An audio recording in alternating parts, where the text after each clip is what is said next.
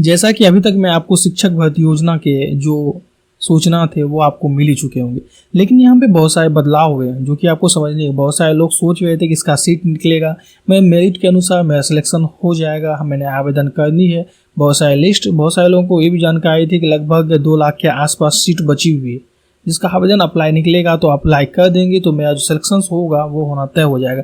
लेकिन यहाँ पे जो बिहार सरकार ने शिक्षा नीति में बहुत बड़ा बदलाव देखने को मिला, मतलब कि शिक्षा के जो सिलेक्शंस होंगे, शिक्षकों का जो सिलेक्शंस होंगे उसमें बहुत बड़ा बदलाव देखने को मिले। अब बहुत सारे लोग कुछ परेशान भी है, यहाँ पे क्या क्या बदलाव देखने को मिले हैं अभी तक में बहुत सारे लोग क्लियर नहीं कर पाए। जिसने नोटिफिकेशंस दिए हैं उसने जो प्रेस कॉन्फ्रेंस करके तो बताया है, उसमें बहुत सारे लोगों को समझ नहीं आया कि ये कैसे हुआ है, क्या क्या नियम को चेंजेस किया गया है, उसको समझनी होगी। बहुत सारे लोग कन्फ्यूजन्स है कि इसमें 3 फेज, मतलब कि अब आपको 3 बार में वो एग्जाम क्लियर करना पड़ेगा। ऐसे भी बहुत आधी बात जो बहुत सारे लोगों के मन में आधी अधूरी जानकारी मिली हुई है वो कंफ्यूज हो गया, इसलिए आपको कन्फ्यूजन आपके मन में नहीं रखनी है।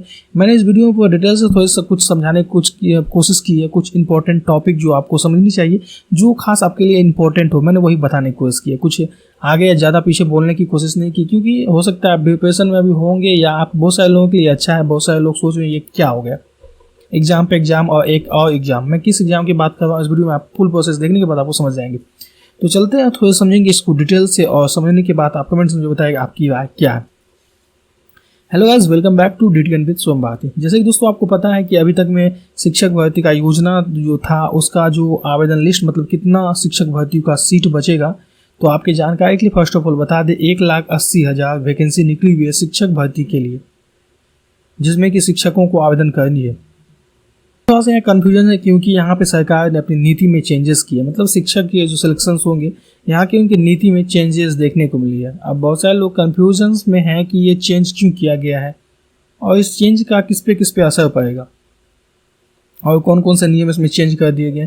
थोड़ा सा ये जानने वाली बात है, समझने वाली बात है। बहुत सारे लोगों के मन में कन्फ्यूजन्स है जो कि मैं इस वीडियो में क्लियर कर दे रहा हूँ। फर्स्ट ऑफ ऑल इसमें जो जैसे कि आप कोई भी एग्जाम देते थे, मान लें कि अगर आप सीटेट या कोई भी एक शिक्षक भर्ती वैकेंसी को भरने के लिए, मतलब शिक्षक के आवेदन को अप्लाई करने के लिए, उससे पहले आप कौन कौन से एग्जाम देते थे, जो भी एग्जाम अप्लाई करते थे। लेकिन अप्लाई करने के बाद आपका जो सीट, मतलब शिक्षक भर्ती वैकेंसी आई, उसमें आप डायरेक्ट अप्लाई कर देते थे, मेरिट के अनुसार आपका सिलेक्शन हो जाता था। लेकिन अब यहाँ पे जो है एक बिहार सरकार और एक एग्जाम कंडक्ट करवाएगी, वो कोई सा भी एजेंसी ले सकती है, चाहे BPSC हो सकती है, BPSC हो सकती है। बहुत सारी एजेंसी जैसे कि बिहार में हैं वो अपने तरफ से वो एग्ज़ाम को, मतलब बिहार सरकार जो एक अलग एग्ज़ाम कंडक्ट करेगी।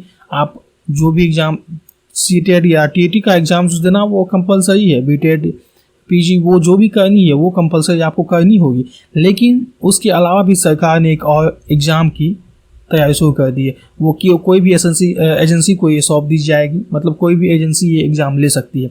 यहाँ पे अब आपको वो एग्ज़ाम पास करनी होगी, और ये एग्ज़ाम पास करने का नहीं है, मतलब कि आप मान लीजिए कोई इंटर या 12th मैट्रिक, बहुत सारे एग्जाम्स ऐसे होते हैं कि उसमें लिमिटेशंस दिए वो नहीं आते हैं।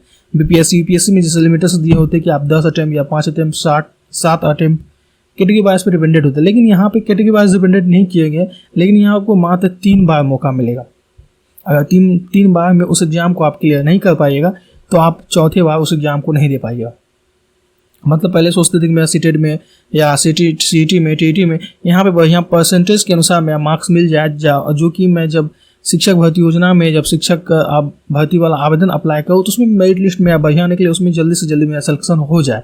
लेकिन अब यहाँ पे कुछ उल्टा देखने को मिला है। बहुत सारे लोग इससे परेशान भी है और कुछ लोग इससे खुशी भी है। अब आप खुद कमेंट्स में मुझे बताइएगा कि खुश कौन से लोग हैं और दुखी कौन से लोग हैं। दुखी हैं तो क्यों है, और बहुत सारे लोगों के मन में खुशी है तो वो क्यों है, आप कमेंट सेक्शन में ये भी जो बताइएगा। क्योंकि मैं एग्जिट पोल जानना चाहता हूँ कि ये सरकार जो अभी नई नीति लाई है तो इसमें क्या क्या, मतलब नियम सही है या गलत है। और दूसरी सबसे बड़ी नियम जो मैंने आपको बताया, यहाँ पे 3 बार मौके ही दिया जाएंगे। अगर आपने 3 बार में इस एग्जाम को क्वालिफाई किया तो ठीक है, नहीं तो आप एग्जाम को देने का मौका नहीं मिलेगा, जैसे कि UPSC BPSC में होता है, सेम इसमें होगा। तो यहाँ पे इस नियम को समझने थोड़ा सा, और जो मैक्सिमम एज है यहाँ पे तो 21 साल किया गया, और उसके आगे भी जो मतलब कम से कितना तक एज होना चाहिए होता है, लिमिटेशन होता है 30, 32, 40, 45, वो अभी तक नहीं बताया गया। लेकिन आपका एक एलिजिबिलिटी जो 21 साल का एज होना चाहिए वो यहाँ पे कंफर्म करा दिया गया। सबसे बड़ी बात वही एजेंसी की है, जो एग्ज़ाम अब जो आपको एक एग्ज़ाम बढ़ गई है, वो एग्ज़ाम को आप कैसे किस टाइप में तैयारी करेगी और किस एजेंसी को ये एग्ज़ाम की तैयारी मतलब एजेंसी को सौंपी जाएगी, और वो एजेंसी किस तरीके से क्वेश्चंस बनाती है, किस तरीके से क्वेश्चंस एग्ज़ाम लेगी नहीं लेगी, वो उस पर डिपेंडेड है। जैसे इसकी जानकारी हमें मिलती है, हम आपको जो हम दूसरे वीडियो में जो लाएंगे आपको समझाने की कोशिश करेंगे डिटेल्स में। खैर, आपको ये इन्फॉर्मेशन कैसे लेके कमेंट्स में जो बताएगा, अभी भी आपके मन में कोई कन्फ्यूजन या कोई डाउट है तो वो भी कमेंट्स में जो बताइए, क्योंकि मैं एक एग्जिट पोल जानना चाहता हूँ कि सरकार की इस नीति से कितने लोग खुश हैं और कितने लोग नाखुश हैं।